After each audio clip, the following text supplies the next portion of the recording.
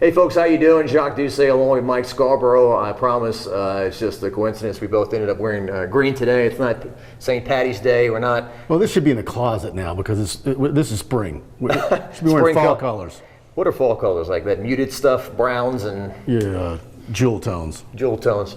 Well, yeah, we're not going to see Tulane today either, but we're here to talk about LSU football. And I tell you what, Mike, it's LSU defeats Alabama on the final play of the game.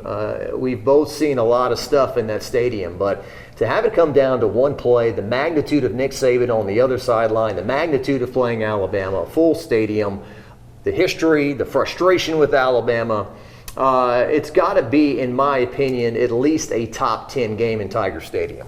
Absolutely. When you factor in all that, the fact that, like you said, hadn't beaten Nick Saban at home since 2010. But look, there's been some pretty darn good games. Florida in 97, 2000, I remember vividly Saban's first year. After the loss to UAB to beat Tennessee, the stadium was rocking that game. There was a Mississippi State game that season. People forget that Mississippi State was ranked high. Both Tennessee and Mississippi State were ranked high. They had Chris Rock at quarterback back then, Wayne Madkin. and those games, the Tiger Stadium was rocking like crazy. The Tebow game, of course, but I think this one is up there and can be arguably the biggest home win in a long time, just because everything that rolls into it, what it means, and certainly where LSU's been, what Brian Kelly is building right now. And certainly, I thought they were already ahead of schedule where you thought they would be for his first year and what he inherited. And now they're in a whole other stratosphere. The old timers, we weren't around for the Billy Cannon run in 1959. A lot of people would maybe still say that that's the greatest game in Tiger Stadium history. Burt Jones to Brad Davis, right, against Ole Miss. I believe I heard Charles Hannegriff say that was 50 years ago, 1972. And then the game that I always heard about growing up as a kid was 1979 USC when they came in and were loaded. I was there. You were at that game. First year of the upper deck, and I was up there as an 11-year-old. For years I heard that was the loudest crowd in Tiger Stadium history, and LSU had a chance to win, could have, should have won the game. Benji Thibodeau had a face mask call, controversial late in that game as USC won 17-12. The head coach was John Robinson, who was on Ed Ogeron's staff. I think he's almost 90 years old now or something like that. I saw him the other day in Perkins Row. But anyway, those are some from the old days. 82 Orange Bowl, the game that LSU ended up going to the Orange Bowl when they beat Florida State and fans threw. I was there for that one. Oranges on the field. And obviously, I even talked to Eddie Fuller a few years back, and Eddie goes, "Jock, I watched that game. It was boring." And talk about the earthquake game. Thrilling finish, thrilling drive against the late Ruffin Roderick. Told me he had never seen a defense quite like that with Tracy Rocker and those guys. It came down to one drive, 2 fourth-down conversions, and so earthquake game is mixed in there as well as we just kind of go through some of the historic games in Tiger Stadium history. Now, here's the deal on that. Over the years, LSU is infamous, no matter who the coach is, following up a huge win with a dud the next week. So that is the challenge now as LSU goes to Arkansas. Yeah, and it's always like for years it could be Kentucky was always kind of that deal. Arkansas has really spoiled some things over the years with Houston Nutt, did some numbers on LSU back in the day. But yeah, you better be ready. And what are we seeing right now? A forecast of 30 degrees Saturday morning. It's going to be very cold. So, and there's been some bad weather games up there too. I think it's going to be sunny and clear, but like you said, I think the high is something like 40 that day and the low is 20. So Brian Kelly's played plenty of cold games. It would be nothing new to him, although we were joking at his coach's show the other night. He showed up wearing shorts in November. We're like, when's the last time he's done that? But LSU playing in the cold is unusual. And in the past, that has always been one of the trickiest things about this Arkansas game coming after the home game against Alabama, in which in the past, the Alabama game, all the emotion, all the energy invested. Now we have to go play Arkansas, who it's amazing when you watch the local TV up there in Fayetteville. They all say, this is our biggest game of the year. This is our biggest rival. This is the team we want to beat the most. And LSU just can't counter that in terms of the emotion, typically. And it's cold. So all those things wrapped into one. I think the early line came out, Mike, LSU's a pick by a field goal. So they're expecting this to be close. Yeah, now where LSU's positioned, the next several weeks, certainly UAB is a different deal, but this is a big deal for Arkansas to help, where they've gone and they're not meeting expectations up there. and they would love nothing more than to knock LSU off. A&M is circling this one big time with a 4-game losing streak. And so now LSU becomes the team that can make your season. So I'm sure that's going to be communicated between Brian Kelly and his players all week long, and they know it. You know, the media attention and all the accolades that came after Saturday night, they've got to, you know, it's cliche, but they need to block out the noise and buckle down, because Coach Pittman's going to have the Hogs ready to roll, and they're going to want to do some damage and wreck LSU's. You know, I mean, because the rest of the way, I mean, each step of the way, it's been, if you picked 8-4, now all of a sudden before last week, you're thinking, could they get to 9-3?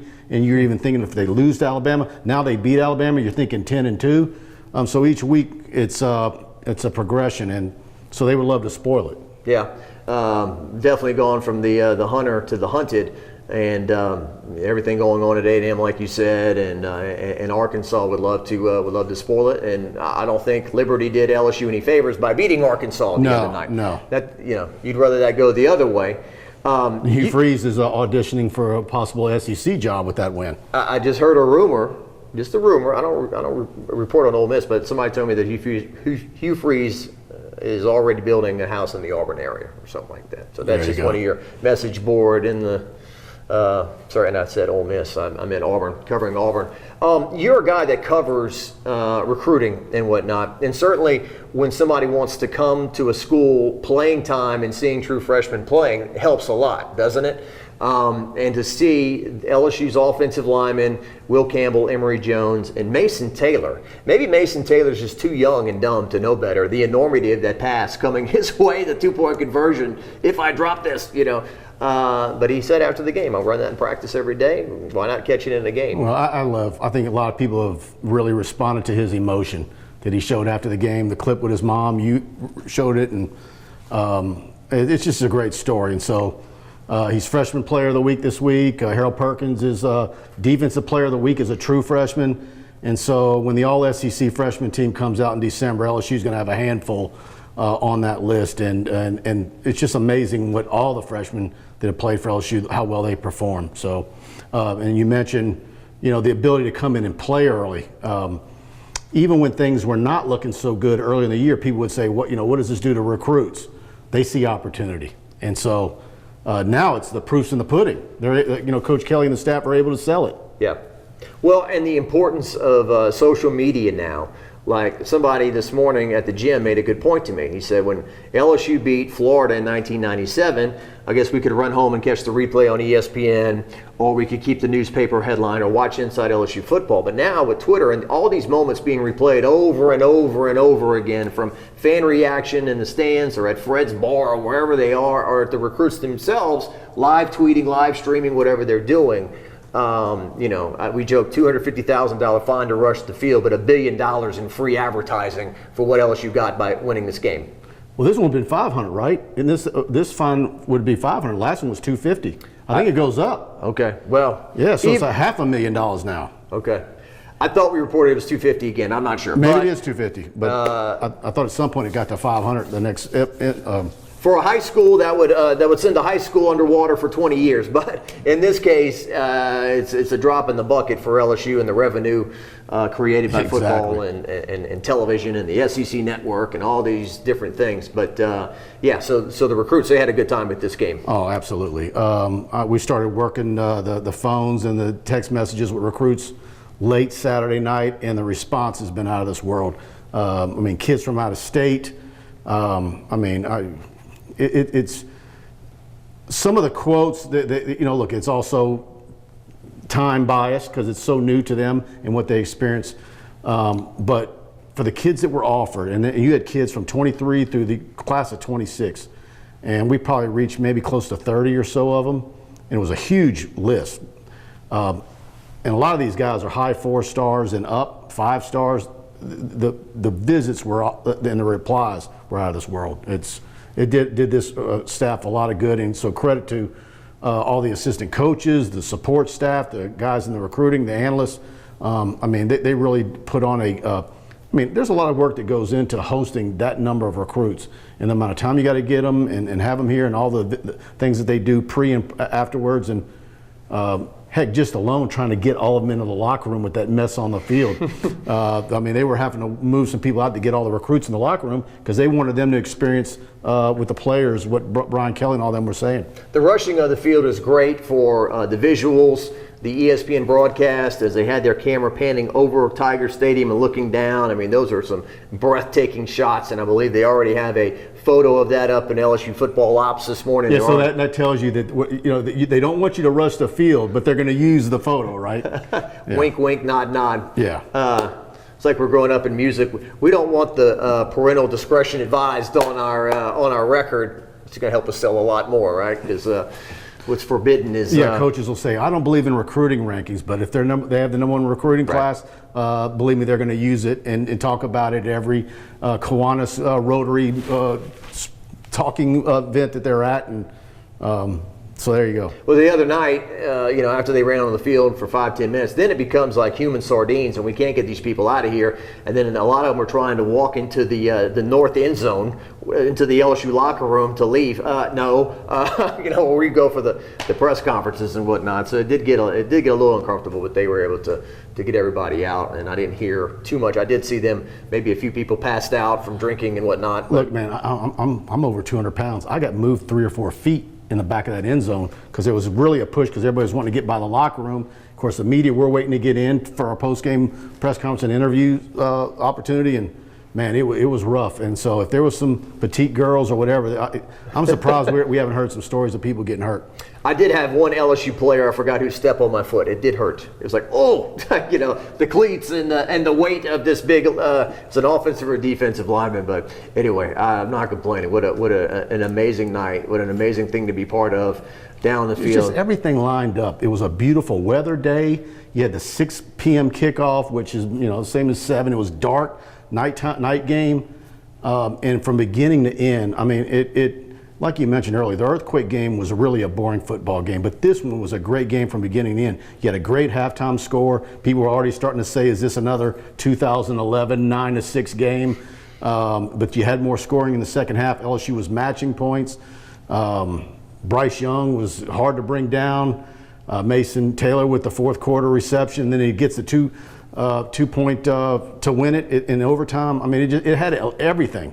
And so this is one that's going to be talked about for decades. And like my question to Brian Kelly today was, there were several moments in that game late that could have been the, oh no, here we go again, rip our heart out moment. Well, I said it to you. Yeah. I mean, we were back at the end zone, and Jacques was saying, I think you said, I think they're going to win it. And I'm like, man, it's starting to look like a typical, like you was about to say, heart ripped out, and it went the other way. Yeah. And so, and look, had Mason Taylor not caught that ball, it would have been, Yeah. It was a gutsy call, and it paid off, and that's the kind of chance that he took. That what's the benefits that he's going to reap for his program going forward, because he had the faith in his players to make that call, and now they, how much more do they believe in him? And then the recruits saw it. I mean, some of the recruits we talked to said, for him to go for it was gutsy, and he believes in his players. I mean, so that filters down in recruiting. It just it's just a big total win, and what the ramifications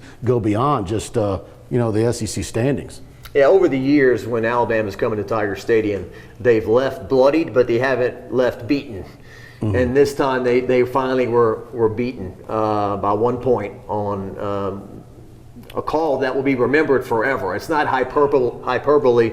Until you die, if you're an LSU fan, you're not going to forget this. And it really, I think, took a lot out of Saban. I mean, his post-game press conference, I know a lot of people were upset because he didn't, mention a thing about LSU or give them any credit, but I mean, it really hit him hard. You could see it in his face and his demeanor. It was a tough loss for him. Well, let me say what my thoughts on that are. I think that Saban takes losses so hard, and he's so hard on himself to be successful, that in a post game he's thinking, what did I do wrong? How did I fail the team? How did we fail the team? And so along the way, he doesn't think about complimenting the other team. And then maybe you're in recruiting now. I mean, does that mean something too? Like, hey, coach, don't compliment Brian Kelly in a post-game press conference, because recruits will see that, and that'll give them a reason to go. I think there's an aspect of that. But I imagine maybe he might open up his Monday press conference with a little something in LSU's direction. But maybe I'm wrong. But I know a lot of people took offense to that. a lot of people did enjoy the booming LSU chants that were bleeding into his post-game press conference. He was trying to answer questions. You hear, LSU, hell, like on the other side of the wall, like the walls were paper thin, as loud as the LSU fans were leaving the game. And look, Alabama has maybe slipped a hair, but let's not act like these guys are about to go 6-6 or something. I mean, they've lost 2 games this year on 2 plays at the end, right? And both times the opposing team rushed the field. So Alabama's, I mean, it's a credit to them. And how many 2-loss seasons has he had in his career? I mean, 2010 they lost 3, or that year. That was when the last time LSU beat him. Yeah, it's like until he has a string of Outback and Music City Bowls, I'm not going to ever buy into he's slipping or. They're still going to go to a quality bowl, and if LSU wins out and goes to the SEC championship game, and let's say they would lose to Georgia and get a 3rd loss, then all of a sudden the teams that don't play in the SEC championship game are going to have a better bowl slotting, and so depending on what they do the rest of the way, but I'm not going to really pile on and say that Saban's it's over for him and he's lost it, and but there's some Alabama fans out there that are putting out they're saying that. I was just thinking, rotten. 71 years old, there are things you would rather be doing than having to be escorted by police off the field as human missiles fly onto the field. But yeah, I mean, Feinbaum came out on Sunday and was saying he had, the age is starting just a little bit. He tried to say just a little bit. Yeah. Saban will feed off of that. One interesting thing that Tim Brando did bring up last week is that he said in the past Saban's assistant coaches had been scooped up and hired by other people, Steve Sarkisian, Lane Kiffin. He did say that in this case with Bill O'Brien and Pete Golding, those guys have been there for a while, and what does that tell you? Nobody else wants them. So is that an off-season decision that he's going to have to make? Yeah, I'm kind of, a lot of people will mention O'Brien with other jobs, and then immediately people say, no way, no way. And so for whatever reason, and particularly if people I talk to are friends of the Houston Texans, fans of the Houston Texans say they've got a whole laundry sheet of issues that they have with him, depending on which school they're a fan of. Yeah. All right. Well, what else can we say before we wrap this thing up here? LSU's got a chance to win the SEC West. That is amazing. They were kind of, I joke, they were kind of like the island of misfit toys. The first game of the year against Florida State, hodgepodge this roster together. Here's a guy from East Tennessee State. Here's a guy from Florida International. Here's a couple of Raging Cajuns. I mean, just trying to fill out a roster. And in that first game, they just kind of looked out of sorts, not fluid, not as one. And now there is one, and now they are flying down the highway and have a chance to be in a New Year's Six bowl and be in the SEC championship if they win. And he's down almost 24 players off the roster. I mean, between not having a full complement of 85, the injuries, and you count those as far as not available players. And so I mean, think about what Vegas, what was it, midsummer Vegas gave the 6-point-something wins? 6.5, A lot of media locally were saying 8-4, but really we're thinking 7-5. I mean, it wasn't just 5 weeks ago. People were saying, can this team get to 6-6 or 7-5? Now you're talking about 9-3, 10-2, and and have national talking heads, talking about what if LSU wins out? Will they be the first 2-loss team to get in the playoffs?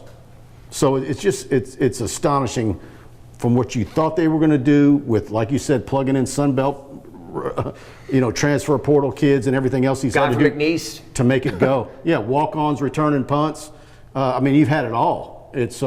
Duct tape, paper clips, and everything else to make it a go. And I know Josh Williams and his family, they're a little sensitive about the walk-on thing, that getting tagged on him, because they feel like he could have been a scholarship player at Houston and some other places. I mean, he walked on here and he earned a scholarship. But that's another one of those amazing stories this year. That guy who does a little bit of everything. John Emery gives you the most sizzle. He catches that pass the other night and cuts it back. He may be the only running back that can do stuff like that. But as far as who do we trust, play in and play out, to block, to catch, to run, Josh Williams, what a story. And the blocking for a guy that, I mean, people see him what he looks like in post-game interviews. He's wearing a T-shirt. He's a little guy. And some of the blocks that he throws for his size. And, I mean, he had a couple of really tough yardage runs the other night that were really impressive. So he might not like the walk-on tag, but he was, and it's a great story, and it just shows his ethic and how tough he is. I would think that LSU and Georgia in the SEC championship game, if that all lines up, LSU could be a 20-point underdog. Man, 14. I mean, I'm not Jimmy Ott or Charles Hannegriff, but I'm just kind of spitballing here. But I mean, to think LSU was a 13.5 to Alabama, right? So if they're playing that game in Tuscaloosa, LSU's about a 20-point dog in the game, roughly. Georgia's gonna be playing in their backyard. They look so mean and tough. I'm just. If wondering. it was 18 or 20, I'd take the points in LSU. Yeah, it does have the making of the LSU-Tennessee game in 2001, in which Tennessee was on their way to the national championship game. I think BK would love to see a spread like that. It would help him get his team ready. Yeah. Well, that hadn't happened yet. LSU has to win again before we can talk about them being in the SEC championship game. That's good for right now. Mike Scarborough, TigerBait.com. I'm Jacques Doucet. Thanks for dropping by.